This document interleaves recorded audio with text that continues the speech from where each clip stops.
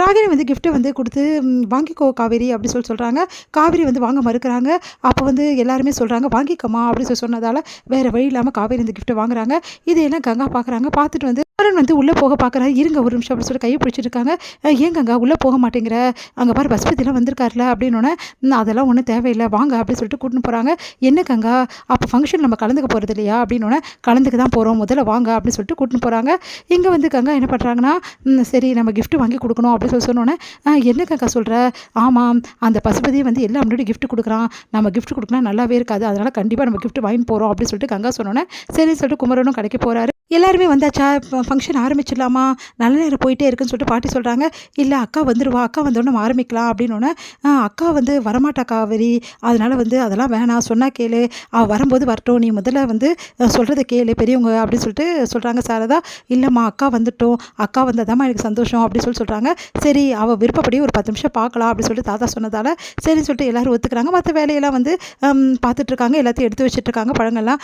என்ன இவ எவ்வளோ சொன்னாலும் கேட்க மாட்டேங்கிறா, கங்கா வருவான்னு சொல்லிட்டு எதிர்பார்த்துட்ருக்கா, கண்டிப்பாக கங்கா வரப்போகிறது இல்லை அப்படின்னு சொல்லிட்டு அவங்க அம்மா சொல்லிட்டு இருக்காங்க. இல்லை அக்கா கண்டிப்பாக வந்துடுவா அப்படின்னு சொல்லிட்டு காத்துட்ருக்காங்க நம்ம காவேரி. அதே மாதிரி வந்து கரெக்டாக ஃபங்க்ஷன் ஆரம்பிக்கும் போது சரி டைம் ஆகிடுச்சு ஃபங்க்ஷன் ஆரம்பிக்கலாம் எல்லாம் சொல்கிறாங்க. அப்போ கங்கா வந்துடுறாங்க. கங்காவை பார்த்துட்டு ஓடி போயிட்டு அக்கா நீ வந்துட்டியா, நீ வருவேன்னு எனக்கு தெரியும்க்கான்னு சொல்லிட்டு அப்படியே வந்து காவேரி என்ன பண்ணுறா ஹக் பண்ணிவிட்டு கங்கா உள்ளே கூட்டிகிட்டு வராங்க. சரி அதான் வந்தாச்சு இல்லை எல்லோரும் இப்போ ஃபங்க்ஷன் ஆரம்பிக்கலாம்னு சொல்லிட்டு ஆரம்பித்து தாலி பிரித்து கோத்து நம்ம வந்து விஜய் கிட்டே கொடுக்குறாங்க.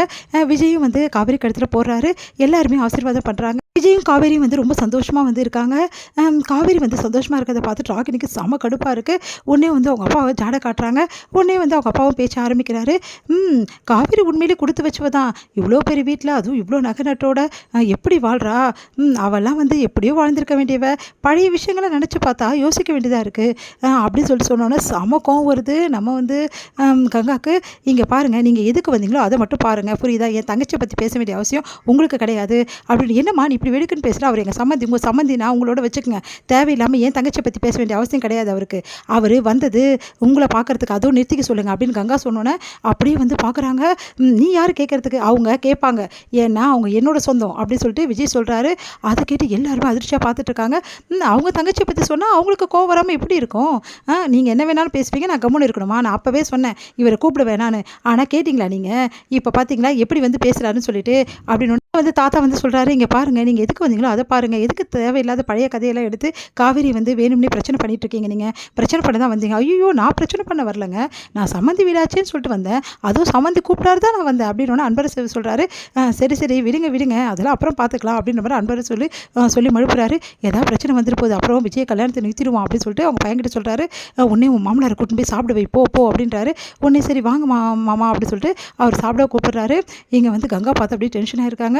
உடனே வந்து கங்காவுக்கு சப்போர்ட் பண்ணி விஜய் வந்து பேசுனதை ரொம்ப சந்தோஷப்படுறாரு குமரன். பாத்தியா கங்கா உனக்கு எப்படி சப்போர்ட் பண்ணார் விஜய்னு சொல்லிட்டு, எனக்கும் ஆச்சரியமாக தாங்க இருக்குது, விஜய் எனக்கு சப்போர்ட் பண்ணுவான்னு நினச்சி கூட பார்க்கலாங்க அப்படின்றாங்க.